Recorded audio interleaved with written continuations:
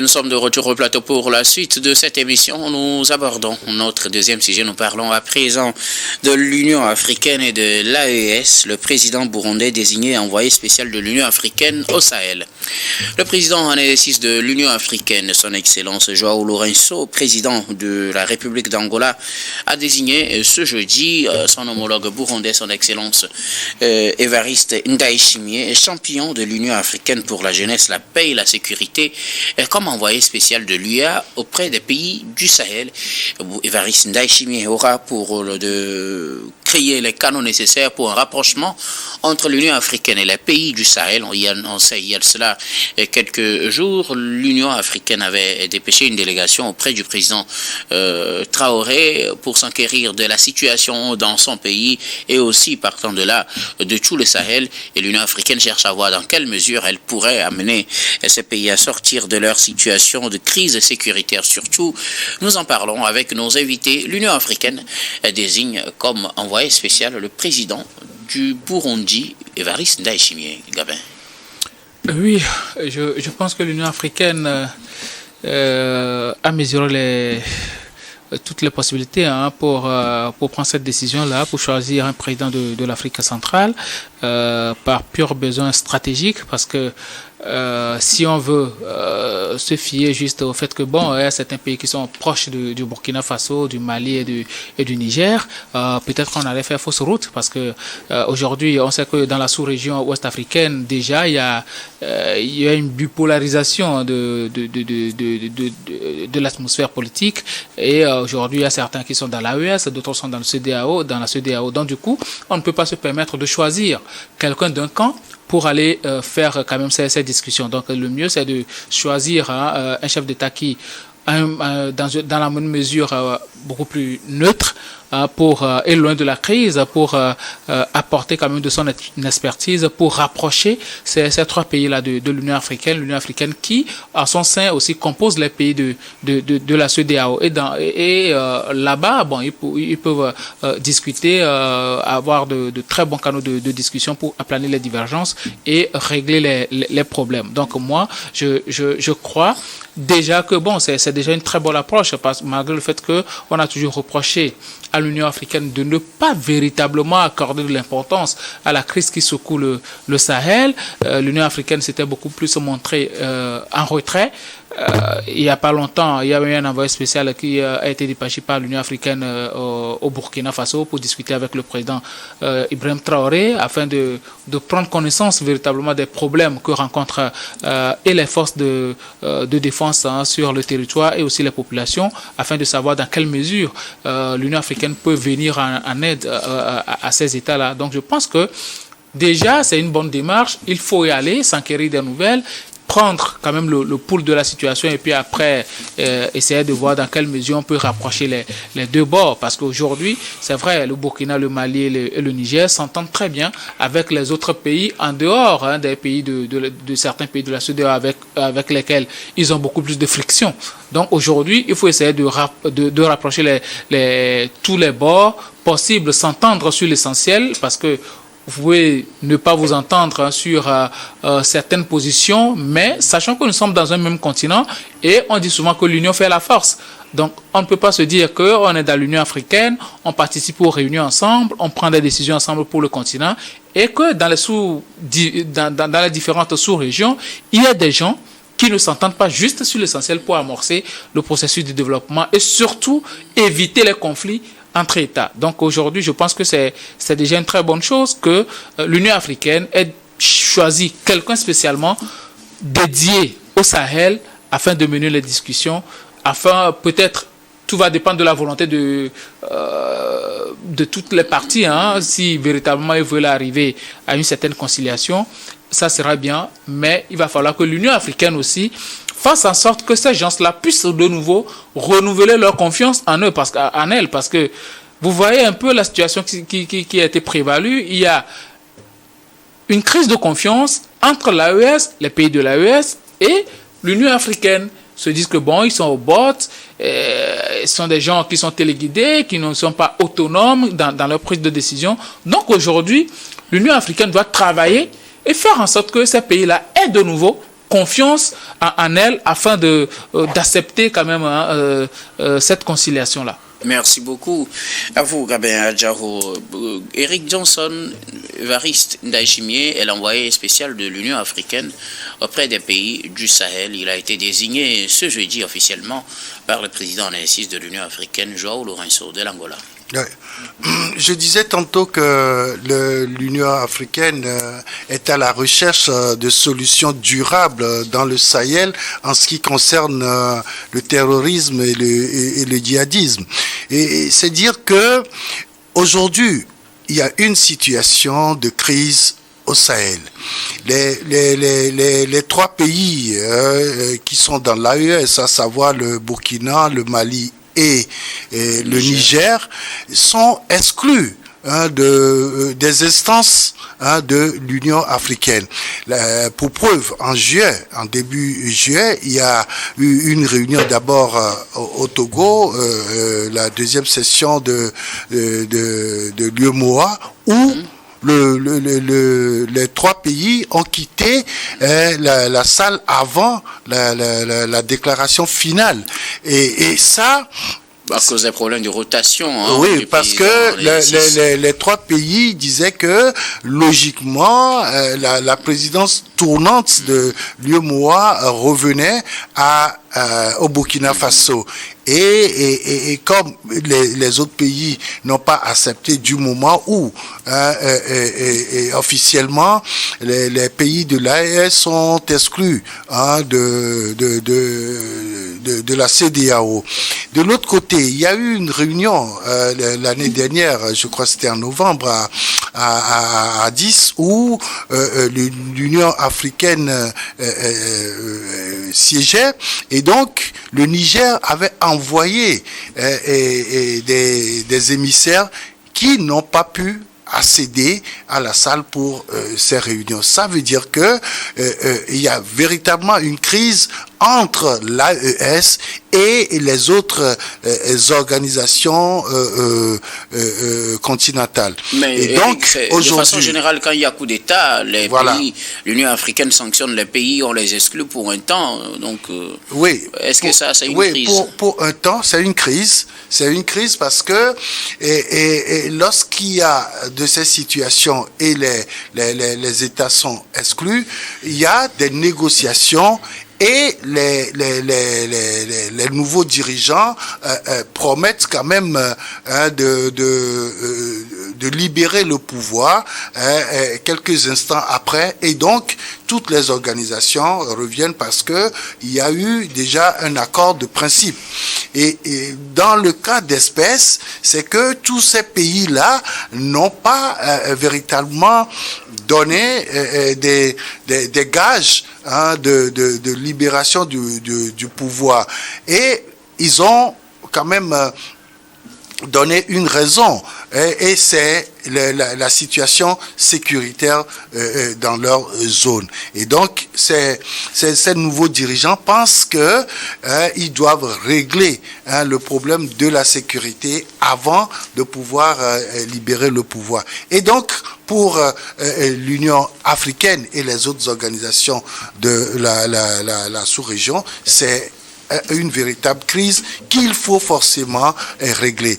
Et donc aujourd'hui, avec l'envoi d'un émissaire comme le président burundais Ndayishimiye, je pense que l'Union africaine est en train de rechercher ce rapprochement-là entre les pays de l'AES et l'Union africaine.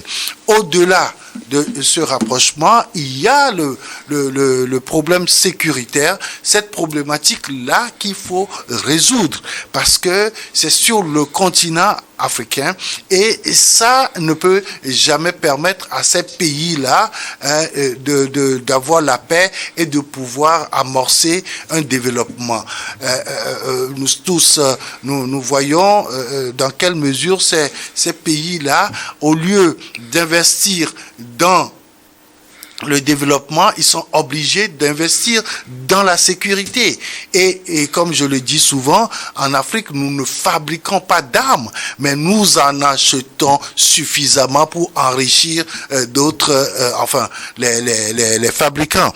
Et donc, il faudrait que nous arrivions avec le peu que nous avons, de pouvoir nourrir nos populations, de pouvoir développer nos pays. Et je crois que c'est ce rôle-là que le président Ndayishimiye va jouer aujourd'hui, en désamorçant cette crise-là et en favorisant quand même l'intervention de l'Union africaine sur dans le Sahel, afin que la crise sécuritaire puisse trouver une issue favorable. Merci beaucoup à vous, Eric Johnson et Gabin Adjao. Alors, que faut-il comprendre de ce choix porté sur Évariste Ndayishimiye, le président burundais est au pouvoir depuis 2020 et l'homme est d'abord, avant qu'il ne soit président, d'abord il a eu une carrière militaire et puis il a travaillé avec le président Pierre Nkurunziza qui lui a passé la main avant de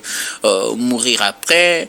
Est-ce à cause de son profil de militaire, maintenant président, qu'il a été choisi, ou de ses orientations? Parce qu'on connaît Pierre Ndayishimiye et Évariste Ndayishimiye aussi pour certaines positions qui ressemblent un peu à celles des présidents du Sahel, les questions d'authenticité, les questions d'anti-LGBT, avec ses lois et ses rigueurs et ses propos tenus dans ce cadre.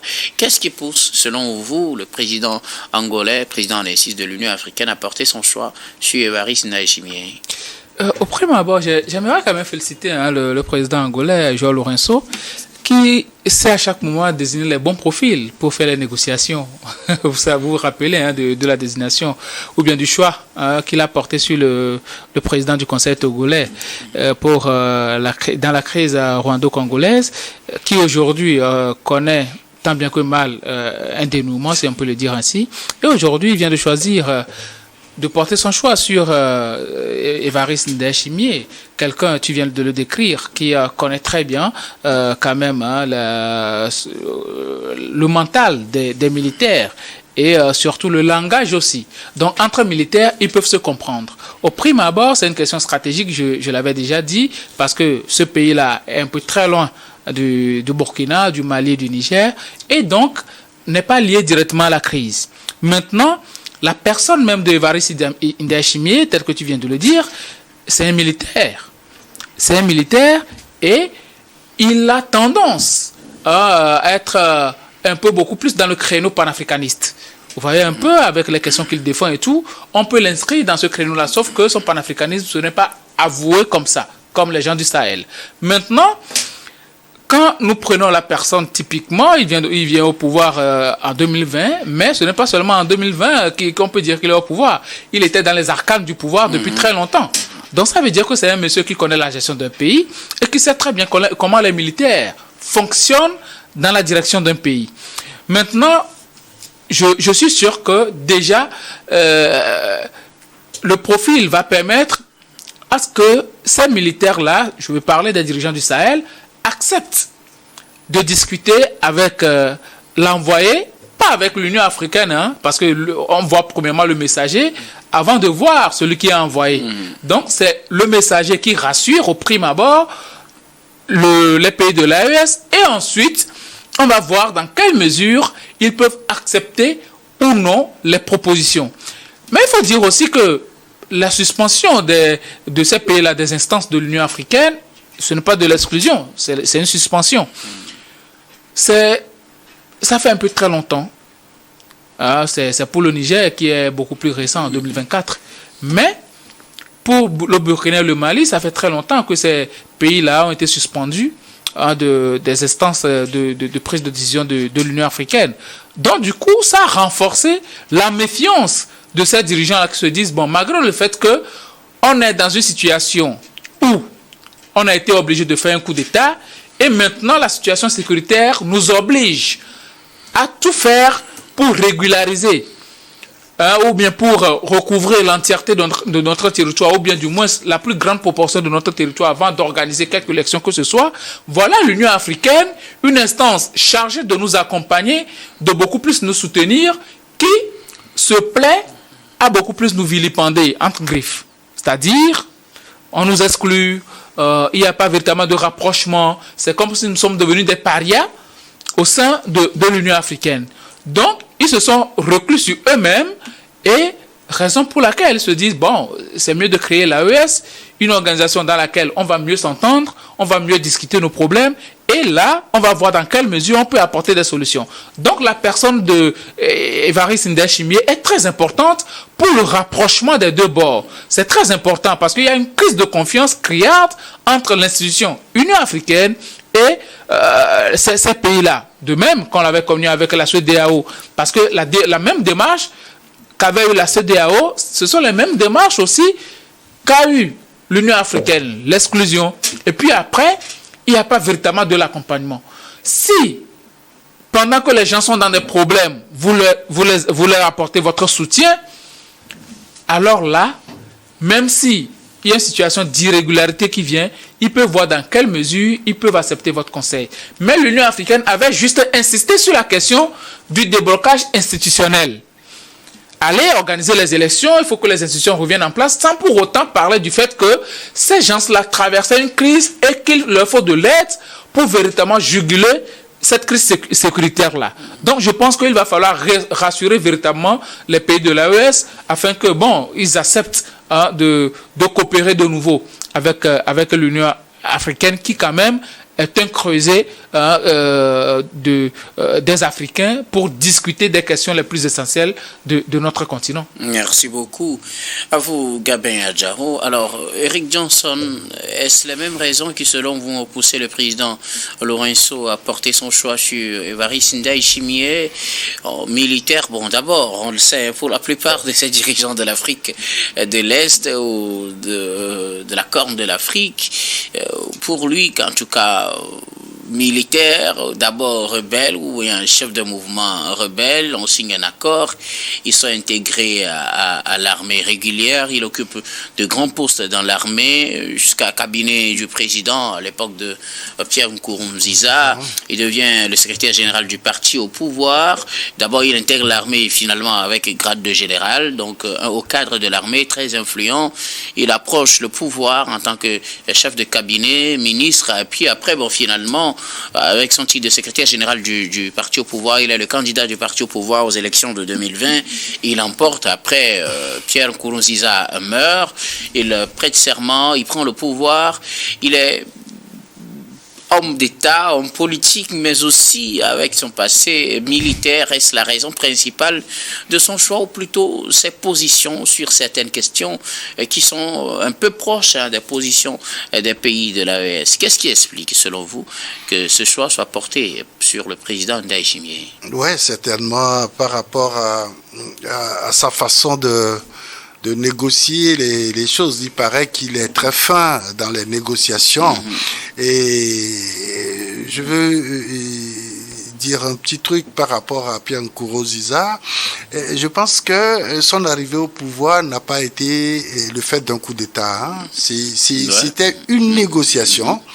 Et dès qu'ils ont pris le pouvoir avec Nkurunziza, c'était dit que Nkurunziza allait gérer le pays pendant un mandat, et lui, il allait le suivre avant que le pire n'arrive.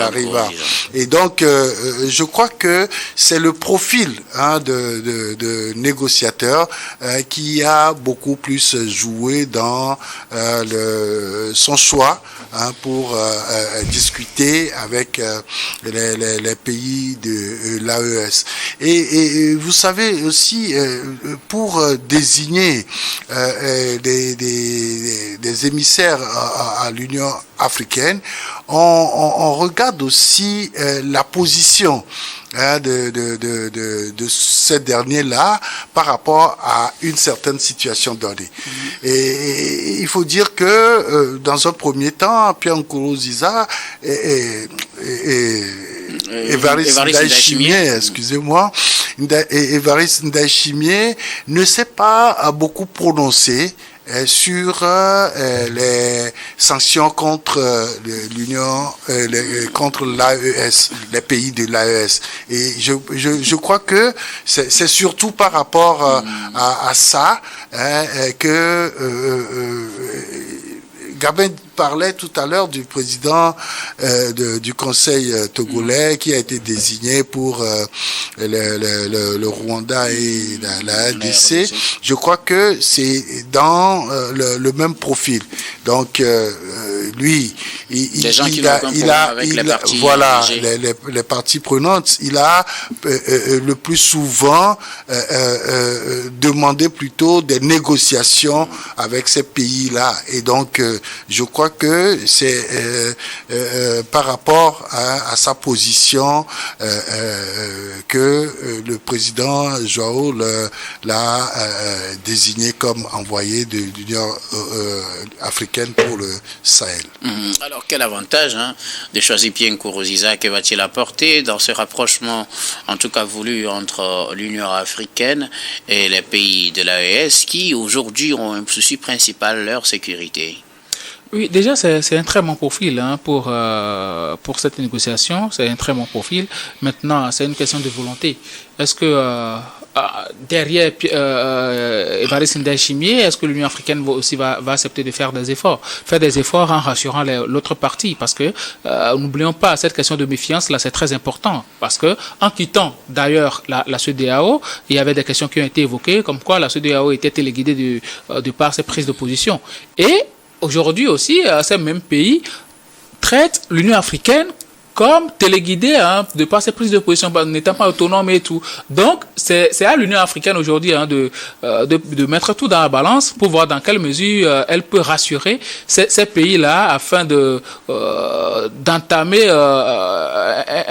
une nouvelle ère avec ces pays. C'est quand même très important. Sinon, dans l'autre sens, je ne suis pas sûr qu'ils vont juste accepter comme ça parce que le profil leur plaît ou bien celui-là qui va venir, c'est quelqu'un qui les ressemble. Mais derrière le messager, il y a quand même l'envoyeur. Celui-là qui a envoyé, qu'est-ce que ces personnes-là font véritablement pour aplanir les divergences ou bien pour rassurer l'autre partie à réintégrer les rangs. Parce que ces pays-là aujourd'hui, ils ne sont plus dans l'idée de rentrer dans une organisation où ils voient la tête des Occidentaux, ils voient que, bon, véritablement, ce sont les pays occidentaux qui financent cette organisation. Ils ne sont plus dans cette logique-là. Donc, c'est quand même très important de faire des efforts pour que, bon, les deux bords arrivent à s'entendre et vivement que ces deux bords-là arrivent à s'entendre et que chacun accepte de faire des efforts. Parce que en Afrique, on n'a pas besoin véritablement de ce genre de situation. On a besoin d'être ensemble afin d'amorcer notre